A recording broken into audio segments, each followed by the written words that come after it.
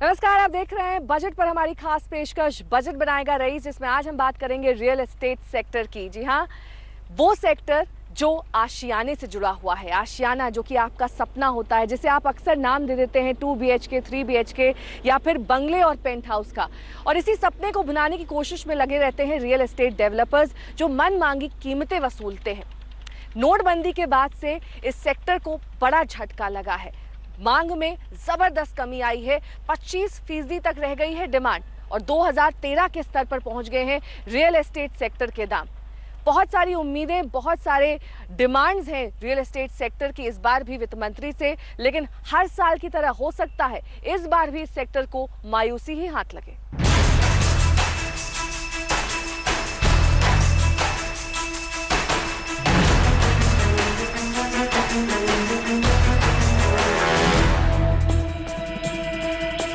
Real estate केवल घर का ख्वाब ही नहीं पूरा करता है, ये सेक्टर देश की जीडीपी में भी जोश भरने का दम रखता है। अगर घर ना बने, लोग घर ना खरीदें, तो रियल एस्टेट ही नहीं, देश के विकास की रफ्तार भी मंद पड़ जाती है। आखिर क्यों है रियल एस्टेट इतना खास? सबसे पहले यही समझ लेते हैं। देश में कृषि के बाद सबसे ज्यादा रोजगार रियल एस्टेट सेक्टर ही पैदा करता है। देश की अर्थव्यवस्था के लिहाज से टॉप 14 सेक्टर्स में से रियल एस्टेट तीसरे नंबर पर है। 2020 तक इस सेक्टर का साइज 180 अरब डॉलर होने का अनुमान है। देश की जीडीपी में इस सेक्टर 5 से 6% का योगदान करता है। 2008 से 2020 के बीच इस सेक्टर में सालाना 11.2% की दर से बढ़ोतरी का अनुमान है। अगले 10 सालों में तो इस सेक्टर की ग्रोथ का अनुमान 30% की दर से है। इन आंकड़ों से रियल एस्टेट सेक्टर की तस्वीर एकदम साफ हो जाती है। कैसे ये सेक्टर तरक्की की तेज रफ्तार से दौड़ रहा है, कैसे इस सेक्टर के बूते लोगों को रोजगार के मौके मिलते हैं और किस तरह से ये देश की अर्थव्यवस्था को मजबूत बनाता है। नोटबंदी के बाद से रियल एस्टेट सेक्टर सबसे ज्यादा कैश की समस्या से जूझ रहा है। जी हाँ, क्योंकि बहुत सारे मजदूर ऐसे हैं जो आसपास के राज्यों से आते हैं और यहाँ पर रियल एस्टेट सेक्टर में मजदूरी करते हैं। इन मजदूरों को पेमेंट कैश से ही किया जाता है। ऐसे में नकदी की समस्या से दो चार हो रहे रियल एस्टेट डेवलपर्स अक्सर कई सारे मजदूरों की छटनी कर देते हैं। ये मजदूर फिर पलायन करने को मजबूर हो जाते हैं। ऐसे में रियल एस्टेट सेक्टर का जो काम है वो कई जगह पर पूरी तरह से ठप पड़ चुका है, कई जगह पर धीमी गति से चल रहा है और इसी वजह से पोजेशन में भी देरी हो रही है। 2013 से रियल एस्टेट मंदी की चपेट में था। बिक्री में लगातार गिरावट दर्ज की जा रही थी और कीमतों में बढ़ोतरी थम चुकी थी। 2016 में ये सेक्टर दोबारा पटरी पर लौटता हुआ दिखाई दे रहा था कि तभी नोटबंदी नाम के भूचाल ने इस सेक्टर को तहस नहस कर दिया। नोटबंदी की मार से इस सेक्टर की हालत एकदम पतली हो गई है, जिसकी तस्दीक करती है नाइट फ्रैंक की ये रिपोर्ट, जो नोटबंदी की वजह से रियल एस्टेट पर हुए असर की पहली और अभी तक की अकेली भरोसेमंद रिपोर्ट है। इस रिपोर्ट के मुताबिक 2016 का रियल एस्टेट 2010 के बाद बिक्री और नए लॉन्च के मामले में सबसे खराब साल साबित हुआ। साल की दूसरी छमाही यानी जुलाई दिसंबर के बीच देश के 8 बड़े शहरों में बिक्री 23% लुढ़क गई। इस दौरान नए लॉन्च भी 46% के करीब लुढ़क गए। ये आंकड़े इसलिए ज्यादा चौंकाने वाले हैं क्योंकि नोटबंदी के ऐलान से पहले अक्टूबर तक रियल एस्टेट में 2015 के मुकाबले तेजी देखी जा रही थी, लेकिन नोटबंदी ने महज 2 महीनों में ही इस मार्केट का सारा गणित खराब कर दिया। रेजिडेंशियल में तो हालात काफ़ी नाजुक हैं, क्योंकि लास्ट 2 महीने में कारोबार बिल्कुल ही ठप सा हो गया है। साल की आखिरी तिमाही यानी अक्टूबर दिसंबर में तो बिक्री और नए लॉन्च के आंकड़ों को तो नोटबंदी ने सबसे धरातल पर पहुंचा दिया। अक्टूबर दिसंबर में बिक्री 44% और नए लॉन्च में 61% की कमी दर्ज की गई है। इस तिमाही की वजह से 2016 में बिक्री 2015 के मुकाबले 9% तक कम हो गई। नोटबंदी की वजह से सबसे बुरी हालत एनसीआर के रियल एस्टेट मार्केट की है, जहां पर बिक्री में 29% की गिरावट दर्ज की गई। नए लॉन्च तो दिल्ली एनसीआर में 73% तक लुढ़क चुके हैं। हालांकि तमाम खराब आंकड़ों के बावजूद प्रॉपर्टी की कीमतों में इस दौरान कमी नहीं हुई। प्राइसिंग के ऊपर प्रेशर है, लेकिन हमें लगता है कि प्राइसेस बॉटम आउट हो चुकी हैं और आने वाला साल can be very important for real estate industry. Knight Frank की रिपोर्ट के मुताबिक नोटबंदी की वजह से रियल एस्टेट इंडस्ट्री को 22,600 करोड़ रुपए का नुकसान हुआ। सरकार को भी राजस्व के तौर पर करीब 1,200 करोड़ का नुकसान इस फैसले से हुआ है। अब इस सेक्टर की सारी उम्मीदें बजट पर जाकर टिक गई हैं। बजट में इस सेक्टर लंबी चौड़ी लिस्ट के साथ सरकार से आस लगाए बैठा है। इस सेक्टर से जुड़े लोगों का हर साल वित्त मंत्री से यही कहना होता है कि इस सेक्टर को इंडस्ट्री का दर्जा दिया जाए, तो इतने सालों से अभी तक इसे मिल नहीं सका है। इंडस्ट्री का दर्जा हासिल होने पर होम लोन की ब्याज दरों में आने वाले वक्त में और कमी आ सकती है और इस सेक्टर को नई रफ्तार, नई गति मिल सकती है। इंडस्ट्री स्टेटस की मांग। प्रत्यक्ष अप्रत्यक्ष तौर पर रियल एस्टेट सेक्टर देश की जीडीपी में 15% से ज्यादा का योगदान करता है। इसके बावजूद इस सेक्टर को इंडस्ट्री का दर्जा नहीं दिया गया है। लंबे समय से इस सेक्टर की मांग अनसुनी रह गई है। इस वजह से रियल एस्टेट सेक्टर को ऊंची ब्याज दरों पर कर्ज लेना पड़ता है और वो भी बड़ी मुश्किल से मिलता है। महंगे और मुश्किल से मिलने वाले कर्ज की वजह से कंस्ट्रक्शन में देरी होती है और घरों की कीमतें बढ़ जाती हैं। इससे आखिरकार नुकसान एंड यूजर्स को ही होता है। केवल अफोर्डेबल हाउसिंग सेगमेंट को इंफ्रास्ट्रक्चर स्टेटस देने के बजाय अगर पूरे रियल एस्टेट सेक्टर को इंडस्ट्री का दर्जा दे दिया जाए तो ये देश में घरों की मांग में बढ़ोतरी की वजह बन सकता है।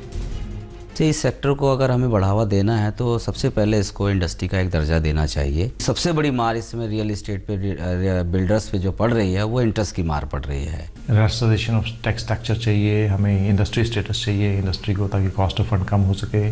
सिंगल विंडो क्लियरेंस भी इस सेक्टर की पुरानी डिमांड में से है, क्योंकि 50 से ज्यादा जगहों पर क्लियरेंस लेना और वहां पर अलग अलग जगहों पर रिश्वत देना इस सेक्टर के लिए एक मुश्किल का सबब लंबे समय से बना हुआ है। और यही वजह है कि यहां पर काला धन खपाना सबसे ज्यादा आसान होता है, क्योंकि अलग अलग जगहों पर रिश्वत देनी पड़ती है। रेरा लागू होने वाला है, लेकिन राज्य सरकार इस रेरा कानून को भी अपने हिसाब से लचीला बनाने में लगी हुई है।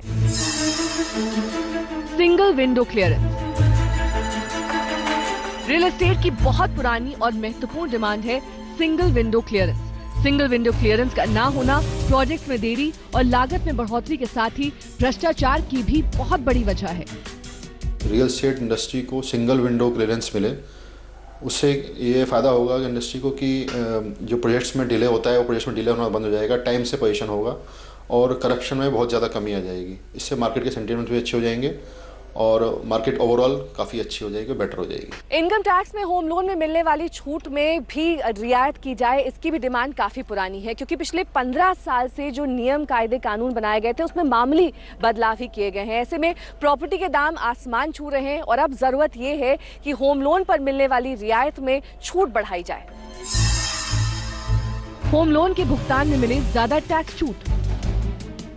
बड़े शहरों में जहां घरों की कीमत 50 लाख से शुरू होती है, वहां पर होम लोन के ब्याज पर सालाना 2 लाख रुपए तक की छूट नाकाफी है। सेक्टर की मांग है कि इस लिमिट को 1 लाख रुपए और बढ़ाया जाए और इसे महंगाई दर के हिसाब से बढ़ाने का प्रावधान भी लाया जाए। इसके साथ ही होम इंश्योरेंस को बढ़ावा देने के लिए सरकार इसके प्रीमियम पर टैक्स छूट का ऐलान कर सकती है। पहले 5 साल जिसमें उनको पोजीशन मिलता है, उस 5 साल में सब्सिडाइज इंटरेस्ट पर उनको लोन मिले और 5 साल के बाद उसको अगले 15 और 20 साल में जो सब्सिडाइज 5 साल के लिए दिया गया है उसको उसमें वो कवर अप कर ले। सब्सिडाइज में वो EMI दे सकता है अपनी और घर ले सकता है। छूट मिल रहा है इनकम टैक्स का, वो 2 लाख तक मिल रहा है। वो चाह रहे हैं हम लोग कि ये 4 लाख तक हो, ताकि 4 लाख तक हो जाए, ताकि मैक्सिमम लोगों को इसमें बेनिफिट मिले। अफोर्डेबल हाउसिंग में ज्यादा छूट, ज्यादा रियायत की दरकार भी इस सेक्टर को सरकार से है। प्रधानमंत्री आवास योजना के जरिए इस सेक्टर की ओर, इस क्षेत्र की ओर कारगर कदम उठाए भी गए हैं, लेकिन जिन राज्यों से सबसे ज्यादा राजस्व इस पॉलिसी के तहत आता है, वहां पर इसे लागू करना सरकार के लिए मुश्किल काम है। अफोर्डेबल हाउसिंग के लिए रियायतों की मांग। प्रधानमंत्री आवास योजना के नाम पर जिस तरह की धोखाधड़ी हो रही है, उसे रोकने की मांग भी ये सेक्टर कर रहा है। इस पॉलिसी में सरकार ने साफ तौर पर EWS और लो इनकम ग्रुप को ही छूट देने का फैसला किया है, लेकिन कई ब्रोकर्स और डेवलपर्स मिलकर ग्राहकों को लूटने के लिए इस स्कीम के नाम पर घर बेच रहे हैं, जो सरासर गैर कानूनी है। इस सेक्टर की डिमांड है कि इन योजनाओं की शर्तों पर जो लोग खरा उतरते हैं, उनके लिए नियम और सख्त और साफ बनाए जाएं।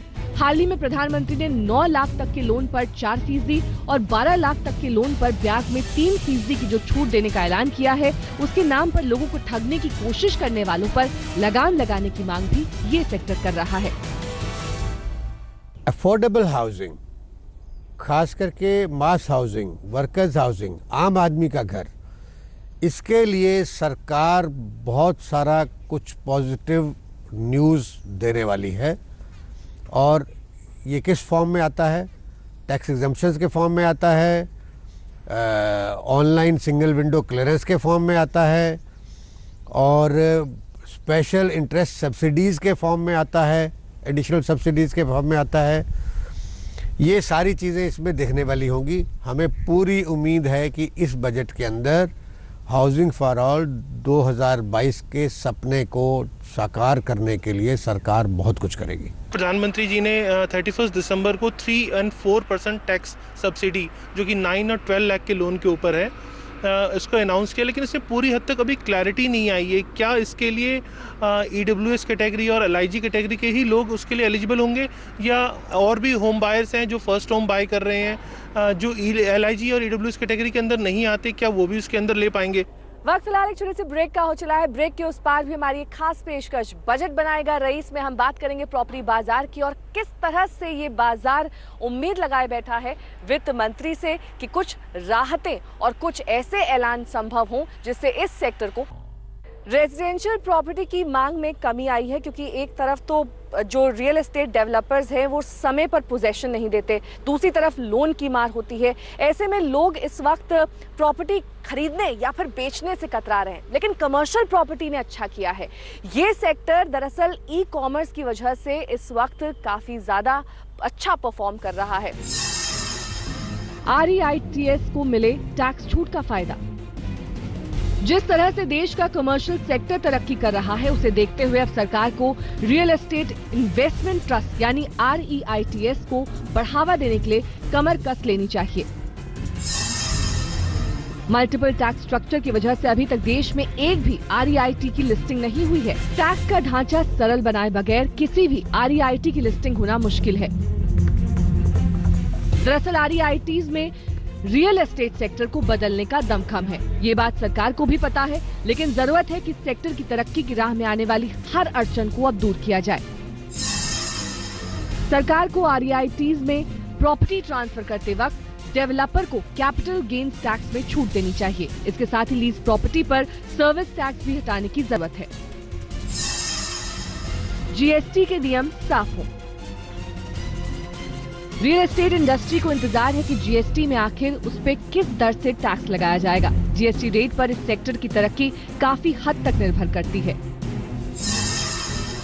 HRA पर मिले ज्यादा टैक्स छूट। नौकरी पेशा लोगों को तो HRA पर ठीक ठाक टैक्स छूट मिल जाती है, लेकिन सेल्फ एम्प्लॉय लोगों को IT एक्ट के सेक्शन 80GG के तहत महज 2000 रुपए महीना ही छूट मिलती है। इस छूट की वजह से रेंटल हाउसिंग को बढ़ावा देने की तरफ सरकार कदम उठा सकती है। जमीन के रिकॉर्ड्स का डिजिटलाइजेशन हो। रियल एस्टेट में पारदर्शिता के लिए सरकार जमीन के रिकॉर्ड का डिजिटलाइजेशन करने का फैसला कर सकती है। इससे पारदर्शिता तो बढ़ेगी ही, साथ ही रजिस्ट्री की प्रक्रिया भी आसान हो जाएगी। तो रियल एस्टेट सेक्टर की मुश्किलें साल दर साल कायम हैं, और हर बार यही उम्मीद की जाती है कि बजट कोई ऐसी घोषणा लेकर आएगा जो इस सेक्टर के लिए राहत की खबर लेकर आए। हमारी इस खास पेशकश में आज के लिए बस इतना ही। कल फिर हाजिर होंगे अपनी इस खास सीरीज बजट बनाएगा रईस में एक नए विषय के साथ। तब तक आप बने रहिए हमारे साथ, देखते रहिए आज तक।